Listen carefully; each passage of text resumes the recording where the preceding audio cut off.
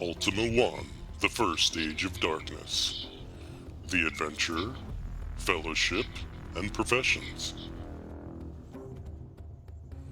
The adventure. Hail, noble one, our land is in need of a stalwart hero, one who will brave perils too horrific to consider. A plague has befallen the realm, a scourge is upon the land. Our villages lie sacked, ruinous mounds of ashes where once trod peasants, stout of heart and sound of mind. Where once lay fields of grain and fruit, where kine and fowl grew fat upon the bounties of our fair Caesarea. All manner of wicked and vile creatures prey upon our people and ravage the land. 'Tis the doing of one so evil that the very earth trembles at the mention of his name. Mondane the wizard hath wrought this malice well. Our nobles bicker among themselves, each hath retired to the confines of his keep in hopes of watching the downfall of his rivals. Verily, the evil one hath heaped indignity upon curse, by releasing upon the realms a host of creatures and beasts, so bloodthirsty and wicked, that our defenseless people fall as grain before the reaper's scythe.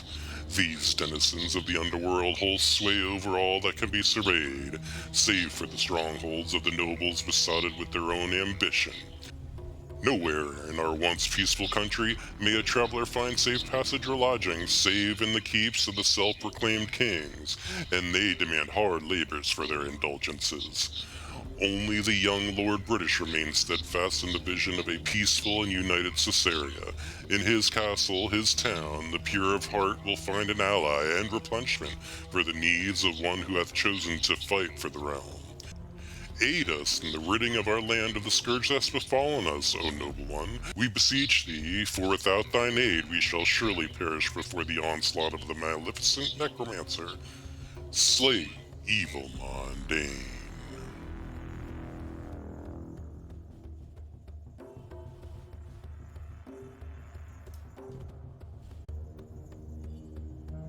Fellowship.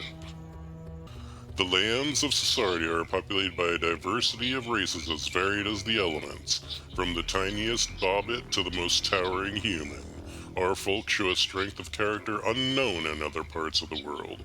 Until the coming of the foul Mondane, our folk lived in harmony and worked together in the true spirit of comradeship.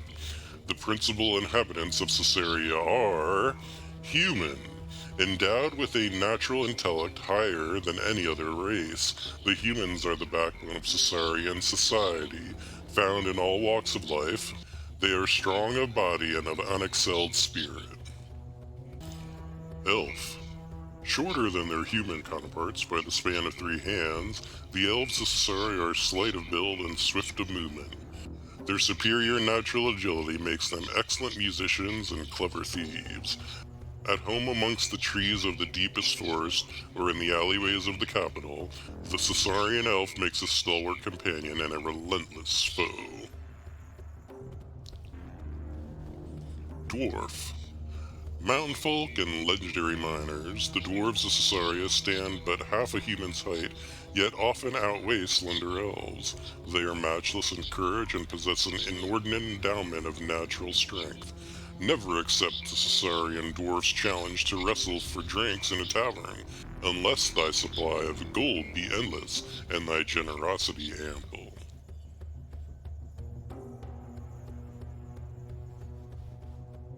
Bobbit. A small and gentle race, the Caesarean Bobbits are believed to have come to our realm from a distant place. They are said to favor mountainsides, meadows, and the serenity of forest clearings. Their diminutive height being even less than that of a dwarf, they shun any task that involves hard physical labor, preferring instead the pursuits of study and contemplation. Bobbits are naturally weak, yet possess a serenity indicative of a profound wisdom. Professions. Whilst the professions practiced by our folk are numerous, there are but 4 courses of action that may be followed by the novice adventurer. These are... Fighter. The rigorous training involved in learning to become a fighter results in a stronger, more agile adventurer. The knowledge acquired during this period permits the fighter to use virtually every kind of weapon that might be found in Caesarea. Cleric, a professional suited to those who are an introspective nature. The study of the ways of the cleric requires patience and results in a good deal of wisdom. Such is their calm and concentration that at no time will the proper spell cast by a cleric fail to attain its desired result. Wizard.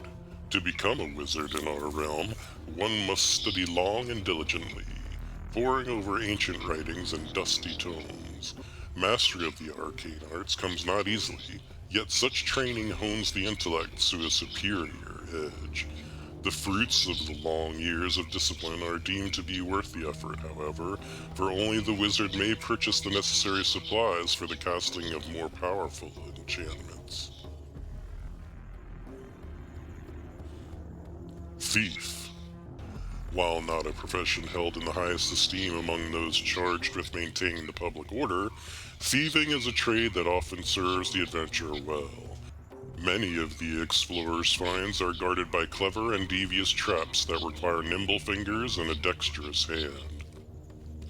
Larceny and the opening of locks comes much easier for the thief than for other mortals, for they who follow this occupation are endowed with exceptional agility.